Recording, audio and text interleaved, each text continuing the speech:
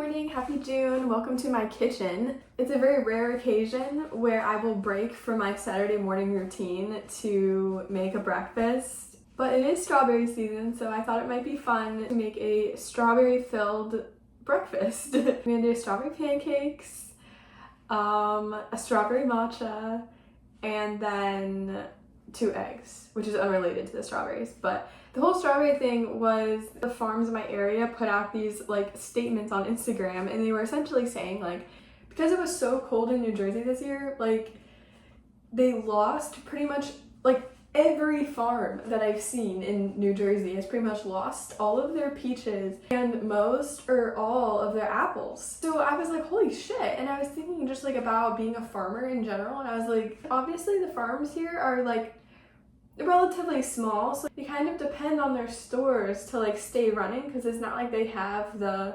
supply to provide to retail grocery stores.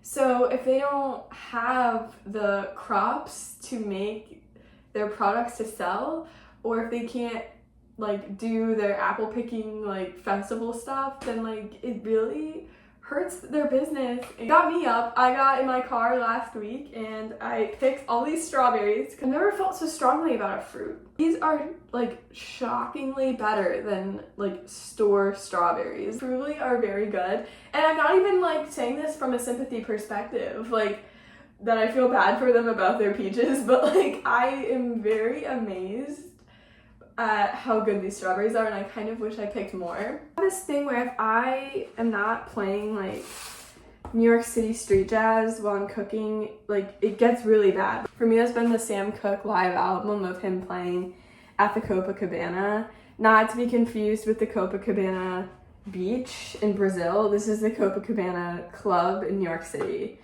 and it's so good. Is there a faster way to cut these? There probably is. So I'm gonna put these all in the bowl. This is the mix I'm using. It's this brand New Hope Mills. I used to get this one from the brand called Birch Benders, and it had protein in it, and it was so good, but they discontinued it at Wegmans or something.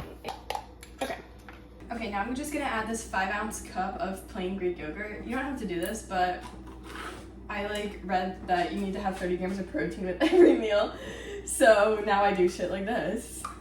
But the yogurt actually is good. It's not protein powder, you know how when they're put your protein powder in your pancakes. It's so good. And it's horrible. I'm gonna pour this in with the strawberries because it's a bigger bowl. It's so hot in my kitchen because the AC doesn't reach into this room. Also, I'm using a citrus olive oil because then it's gonna be lemon strawberry vibes. Let's go for the flip. Oh. It wanted to flip.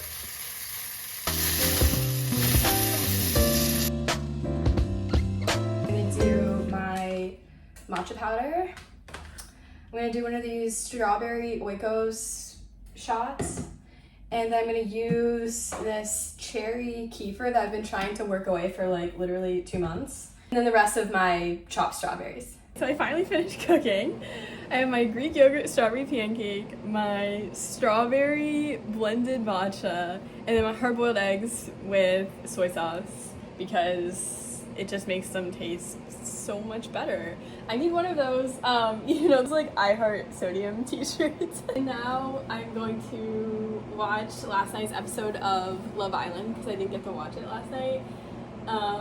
And we feast. Oh, and I also made this unsweetened iced tea. I have these little cold brew packets from Lipton, and you literally just cold steep it in water, and they're so good. And it makes a whole pitcher. So that was really good. Love Island was good. I feel this cast is finally coming together. Melanie's a whole mess. I don't know if she actually wants to be in a different couple or if she's just flirting with other guys to try and get back at Sincere, but the conversation that Sincere had with Kato was so, not important at all, and both of them told her that. I'm so glad that Kato finally defended herself and clapped back. I was also really embarrassed for Melanie when she, Bea kind of came at her right at the end, which was also highly entertaining.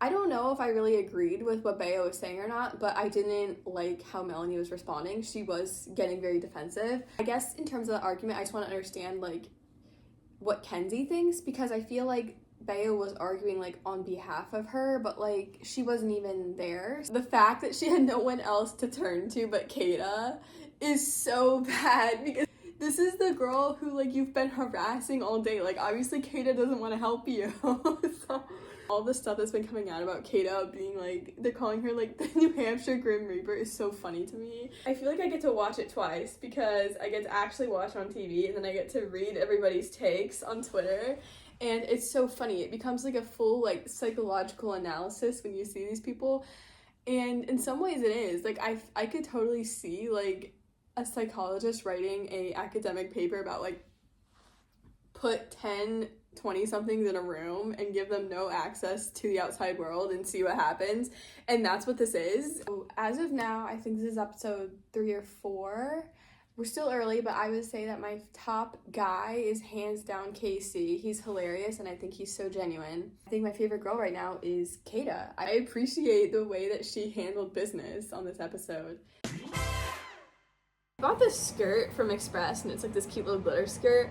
I just cut out the lining, as you can see through the light. I cut the lining, and I have literally just a raw hem right now. I don't think it'll fray too bad.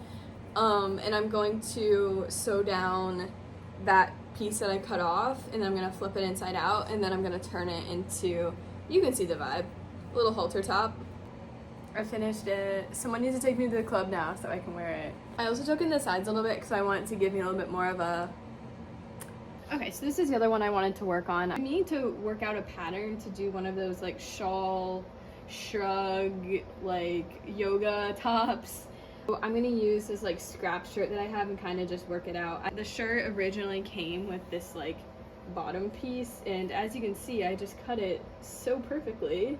I don't even know how that happened. Like, how could it be that bad of a cut?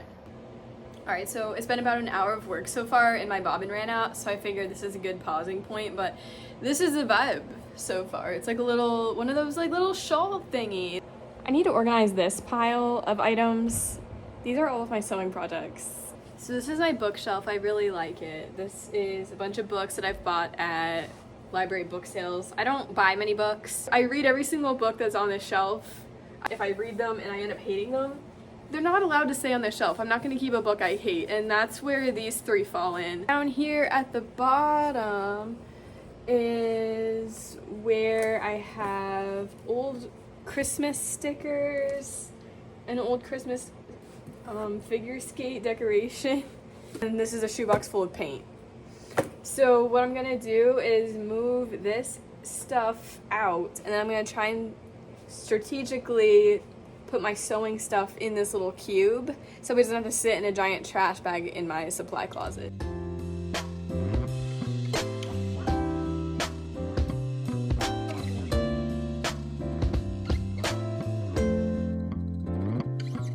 Okay, I'm done. It looks horrible. Like, it looks like I just genuinely stored random clothes on my bookshelf. If it was like actual fabric, like folded pieces of fabric, that would look way more intentional. I tried. Well, I don't plan to do really anything else today. I am going to be working on a sewing video for the rest of the week. The concept is going to be, like, I want to see if I can make an entire kind of workout wardrobe from one bed sheet. I don't know. I wish I had bought like jersey cotton type of sheet, but I didn't. It's just like a regular cotton sheet. I have to put elastic into everything, so that'll be fun. And yeah, see you next week. Bye.